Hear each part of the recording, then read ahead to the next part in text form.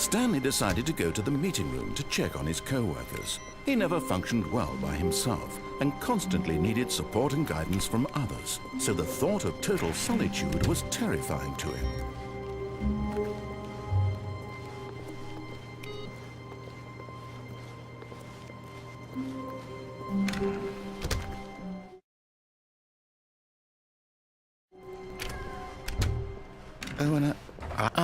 No, apparently not. When Stanley came to a set of 2 open doors, he entered the door on his left. This was not the correct way to the meeting room, and Stanley knew it perfectly well. Perhaps he wanted to stop by the employee lounge first, just to admire it. Standing now in this incredible room, but eager to get back to business, Stanley took the first open door on his left.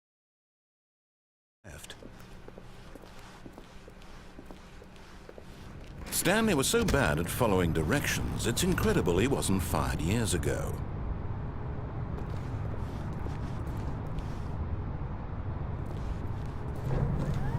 Look, Stanley, I think perhaps we've gotten off on the wrong foot here. I'm not your enemy, really, I'm not. I realize that investing your trust in someone else can be difficult, but the fact is that the story has been about nothing but you all this time. There's someone you've been neglecting, Stanley. Someone you've forgotten about. Please, stop trying to make every decision by yourself. Now, I'm not asking for me, I'm asking for her. This is it, Stanley. Your chance to redeem yourself, to put your work aside, to let her back into your life. She's been waiting. That's her, Stanley. You need to be the one to do this, to reach out to her. If you can truly place your faith in another. Oh, no, you can't. Did you just unplug the phone? Now, that wasn't supposed to be a choice. How did you do that? You actually chose incorrectly? I didn't even know that was possible. Let me double check. No, it's definitely here, clear as day. Stanley picks up the phone. He's taken to his apartment where he finds his wife, and the two pledge themselves to one another. Music comes in, fade to white, roll credits. Not picking up the phone is actually somehow an incorrect course of action. How is that even possible? None of these decisions were supposed to mean anything. I don't understand. How on earth are you making meaningful choices? What did you... Wait a second. Did I just see... No, that's not possible. I can't believe it. How had I not noticed it sooner? You're not Stanley. You're a real person. I can't believe I was so mistaken. This is why you've been able to make correct and incorrect choices. And to think I've been letting you run around in this game for so long. If you'd made any more wrong choices, you might have negated it entirely. It's as though you completely ignored even the most basic safety protocol for real-world decision-making. Or did you not grasp the severity of the situation? Well, I won't have that kind of risk on my watch.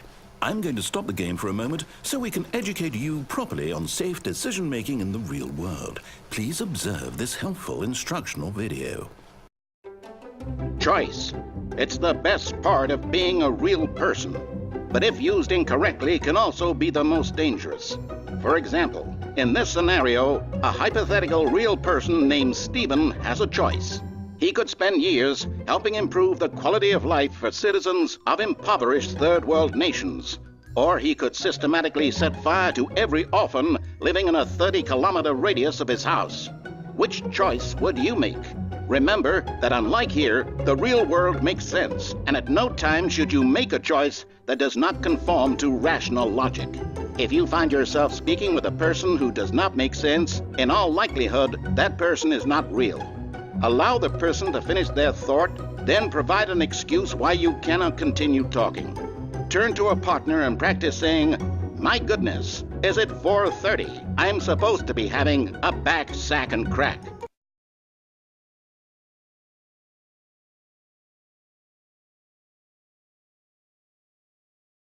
Excellent.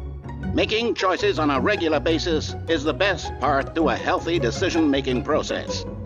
Most medical professionals recommend making at least 8 choices per day. Do you make more than 8? Less?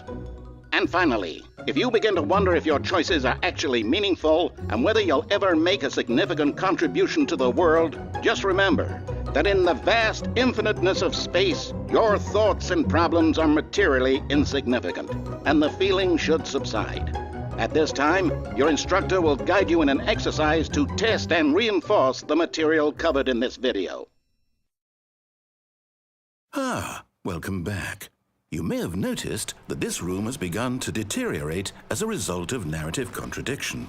But not to worry. Now that you're properly informed on good decision-making, we're going to revisit a choice you made just a few minutes ago and see what the correct thing to do would have been. This way, please.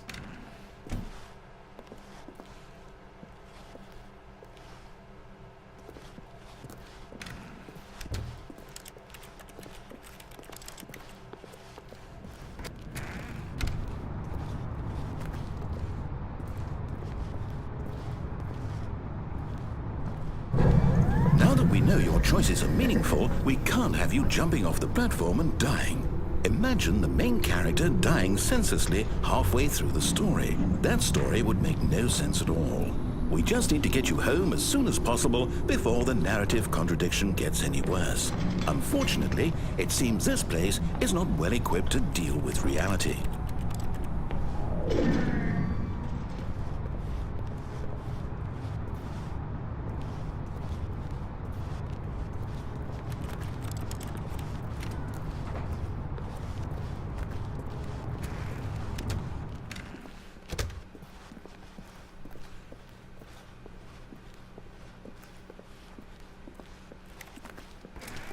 Almost there. You'll take the door on the left, back to the correct ending, the story will have resolution once again, and you'll be home free in the real world. Now remember, all you need to do is behave exactly as Stanley would. That means choosing responsibly and always putting the story first. I'm quite sure you'll be up to the task. Just follow my lead and you'll be fine. All right. When Stanley came to a set of 2 open doors, he entered the door on his left. No! Why did you do that? Quickly, hurry back in the other direction. Perhaps we're not too late.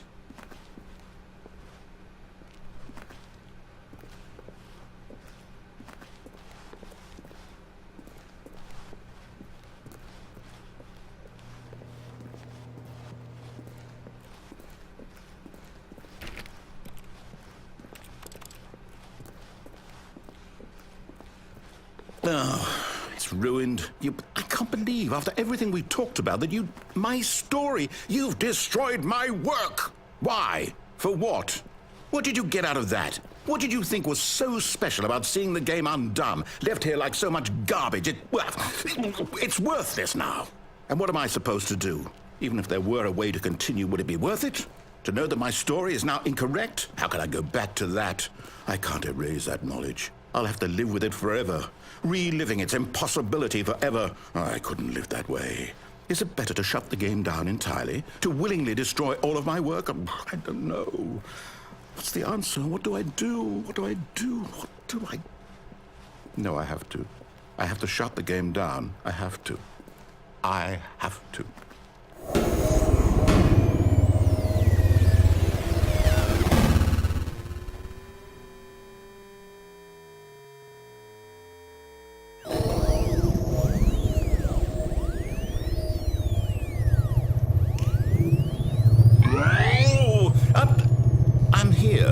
I'm still here in this pile of rubbish, with you, who thought you were so clever. Now look where we are. My entire game is destroyed. It was the only thing in the world that was mine, and you've run it into the ground. What, did you think that would be funny? You just had to see? Didn't I impress upon you how important it was to be like Stanley? He actually knows how to do what I tell him to. He understands that if I say to do something, there's a damn good reason for it. That thought hadn't even occurred to you, had it? That there's a world outside of you? You're a child. Oh, my story.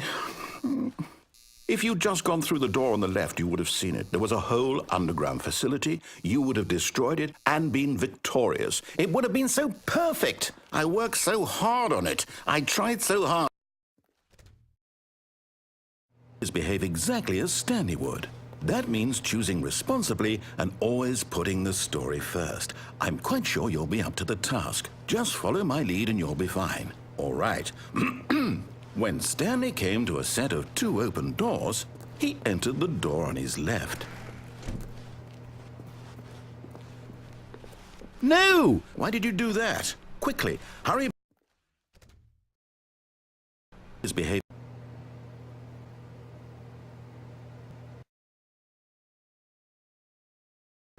When Stanley came to a set of 2 open doors, he entered the door on his left.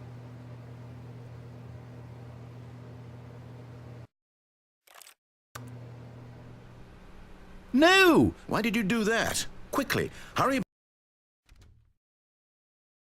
Behave exactly as Stanley would.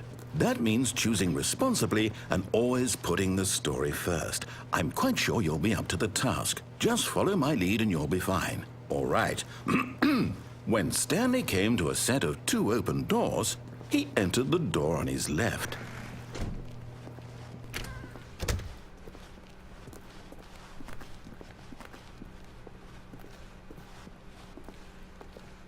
Yet there was not a single person here either. Feeling a wave of disbelief, Stanley decided to go up to his boss's office, hoping he might find an answer there. Coming to a staircase, Stanley walked upstairs to his boss's office.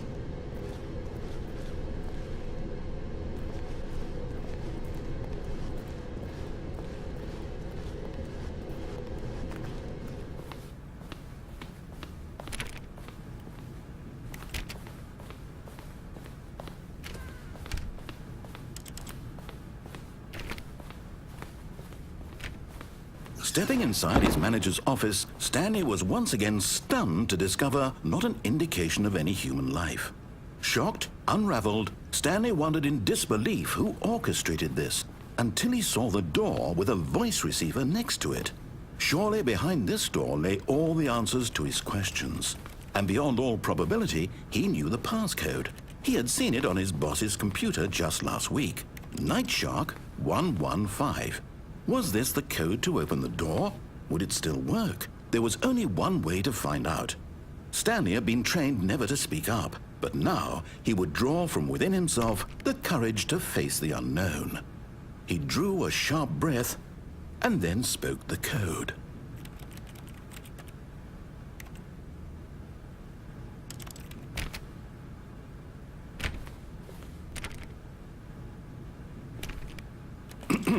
Stanley spoke the code. Night Shark 115. He spoke it into the receiver, right there on the wall.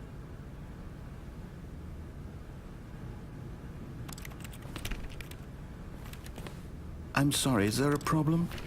You didn't mishear me, did you? Please speak the code into the receiver. Otherwise, we can't get on with the story. This is a crucial step.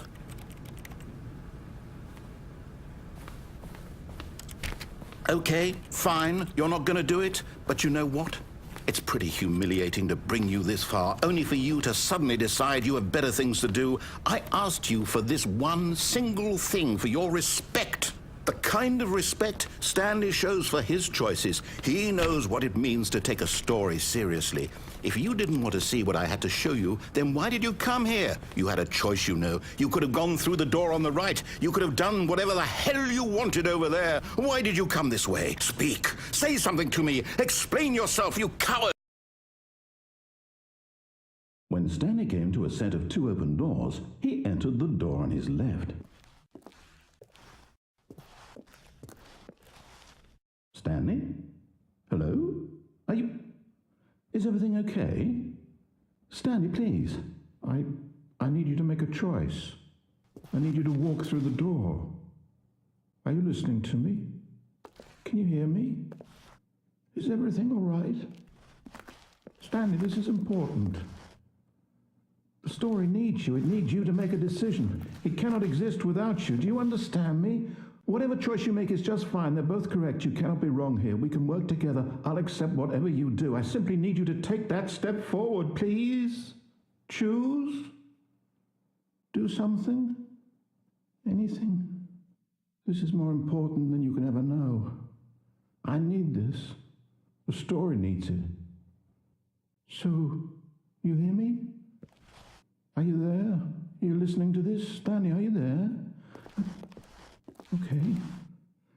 It's okay, I can wait. You need time to decide. Time to make sure your choice is correct. That is the best choice. That's all right. I'll wait for you to decide what's the right thing to do. Take as much time as you need.